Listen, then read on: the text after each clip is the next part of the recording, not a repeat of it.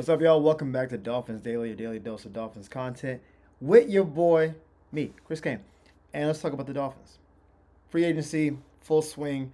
I'm sure you guys have been on ESPN and Yard Breaker and all the stuff. Like the Herald, you're getting hit with everything right now.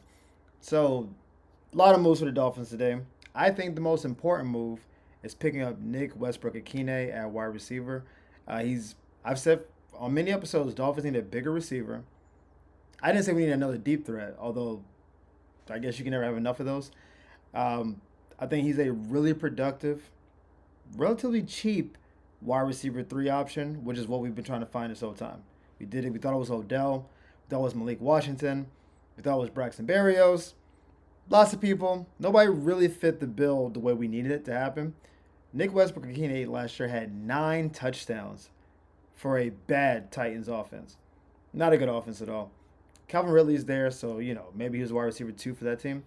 But to come here knowing he's the clear three, he's bigger than the other two. He seems like he's the I know my role kind of guy, and he can still take the top off of defense. This is, I think, it's the second best offseason signing so far. I'm a fan. I'll be honest, full transparency, I scooped Nick in my fantasy squad last year. Got a couple starts for me. He produced about 80 yards and a tutty, and I was like, hey, for your wide receiver three to give you 80 yards and a touchdown in the fantasy world, that's a dub. That's a dub. So hey, I'm a fan. Maybe biased. So I was sad about losing Braxton. I talked about that yesterday because I thought he was a guy we could sign for relatively cheap money, and then he signed for relatively cheap money with Houston, just not with us. But I guess they knew they had this in the tuck. So I am very happy with this trade. I didn't even know he was a free agent. I'm not gonna lie to you. I saw him, and his name never came up in any of my top free agent market kind of situations. But what a find! Uh, Another AFC guy.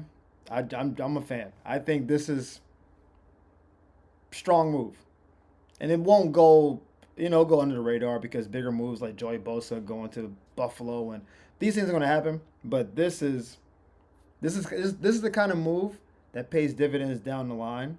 That people look back and say, "Man, they got Nick for like 6 million a year." It's like that's one of those moves that does that where it's like that's not a lot of money, but the production. If he gets, let's say, 7 touchdowns this year, third receiver, 50-ish catches, 7 touchdowns. That's a really good third receiving option. He's 28, so he's younger than Tyreek. I think a year older than Jalen. He's somewhere in that bubble. So like the age is good. So if he has a good run, there's a chance that he can get extended or renewed, and this trio can kind of grow together a little bit. There's a lot to do here. I think he's a underrated player, and I'm a fan. So I got some of that Zach Wilson out of my mouth. Wow, crazy sentence, but it's fine. We'll move on. Now, because so much has happened, a lot of really good players have been scooped up. I mentioned wanting Darius Slay. That would have been nice. Uh, Charner Gonsi, Charn, Wolf, Chauncey Gardner Johnson. Wolf. I was like, blah, blah, blah, blah. I wanted any like elite kind of DB that was on the market, and they just got scooped up like a wedding dress on that wedding dress sale kind of situation. I mean, they were flying hot and heavy. Um, so there's not a ton of really decent prospects left. One of them is actually one of my personal favorites, Asante Samuel Jr. Now, I was a big fan of his dad because he went to my alma mater. Shout out to UCF. But also, Asante Samuel Sr. was kind of a gambler in how he played, right? He broke on routes. He was always trying to jump stuff. And I just appreciate kind of aggressiveness in DBs. I don't like DBs who are maybe too passive and play off the ball and just allow a bunch of like short passes. That irks me. It's like it's fine. But Asante Samuel Jr. is not as risk taking as his dad was. He's a grinder. Like he wants to fight. He wants to put hands on you. I think he has decent ball skills. He was really really good a couple years ago, and I think injuries and getting a little bit older slowed him down a little bit. So he's not seen as being as good as he was. But I think he would be a great number 2 corner option. The fact that he has not been picked up yet either means one or two things. Either one, he's asking for a lot of money and teams don't think he's worth the money, so he hasn't got the money yet. Or two, he's got to get some kind of offseason surgery kind of thing, and that's depressing his value. So teams are kind of like, let's stay back a little bit. I don't know which it is. If it's the money thing, obviously don't sign him. That's a easy no-brainer. We don't have the money to sign him. We would just sign someone else. If it's money, get him out. If it's an injury thing, you know how I feel about injuries.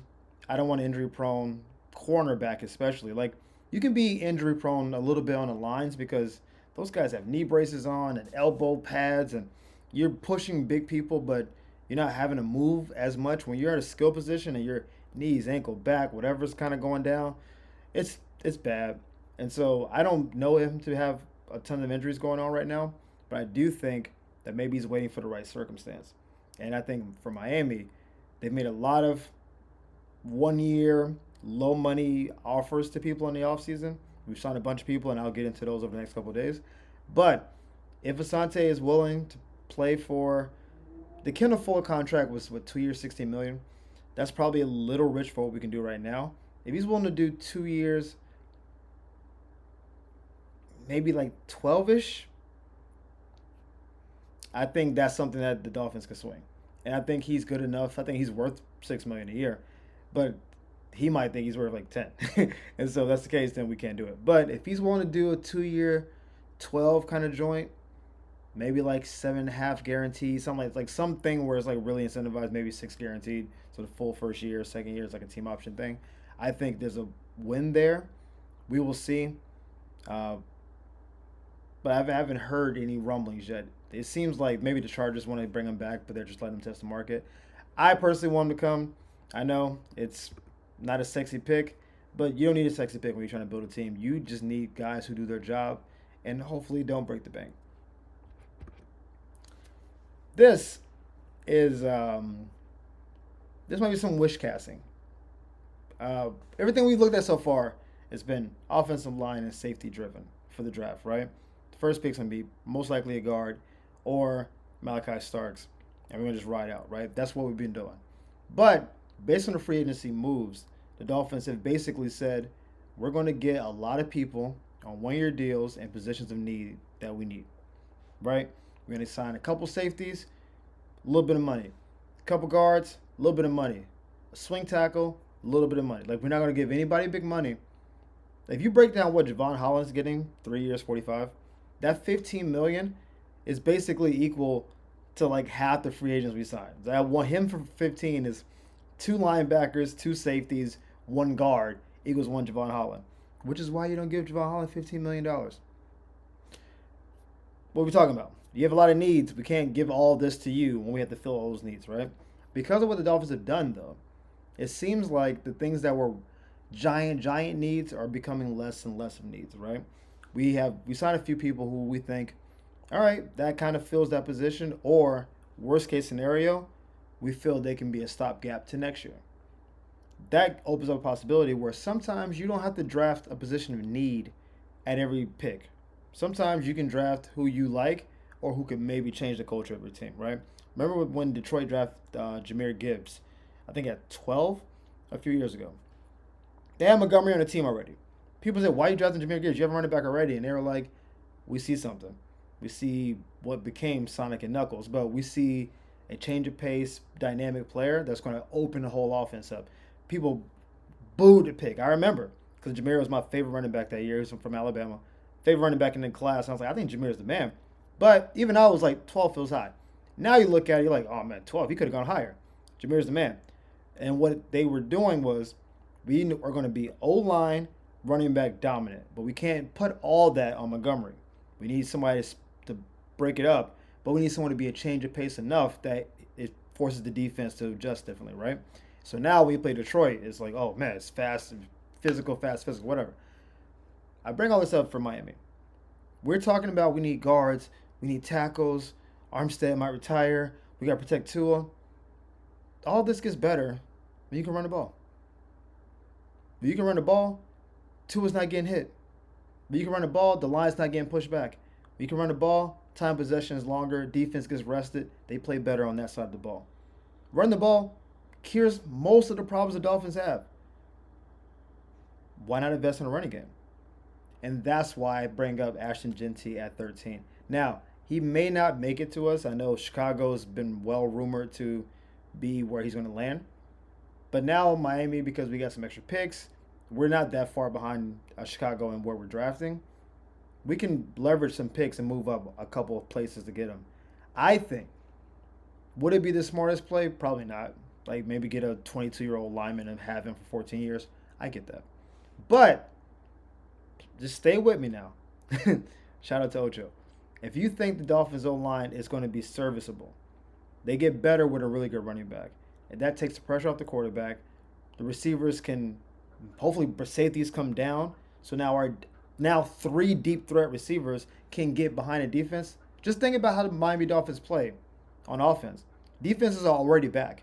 They have 2 deep safeties. They're doubling Tyreek. Jalen gets loose. Now Nick is getting down there. So safeties have to play back, which means they will never have a stat box unless you want to play one-on-one with 3 deep threats. That's absurd. So having a running back that can play against small boxes, that has great contact balance, that breaks a lot of tackles, I think that's, in a weird way, possibly the better play because running backs are usually great the first 5 years and then they taper off. So if we think our window is inside of 5 years, which I think most Dolphin fans are like, yeah, pretty much. No one thinks, yo, in year 6 from now, Dolphins are going to be ball. That's not how people think, right? One, because Tyreek's going to be probably off the team. Jalen's going to be in his 30s. Tua's going to be in his 30s. It's like, all right, we might be tapering out. We have a few-year window to make this happen. And if you get the best of Ashton for 3 to 4 of those years, I don't know. I think there's something there. But, as always, thank you for tuning in to Dolphins Daily, guys. We appreciate it, love and support. You can be crushing it on the likes and follows and subscribes. We appreciate all that. Write in the comments who you think we should draft. I know I threw the Ashton thing out. That hasn't been on any mock draft so far. That's just me pontificating. But I want to hear from you guys. And thank you again for tuning in. We'll see you next time on Dolphins Daily.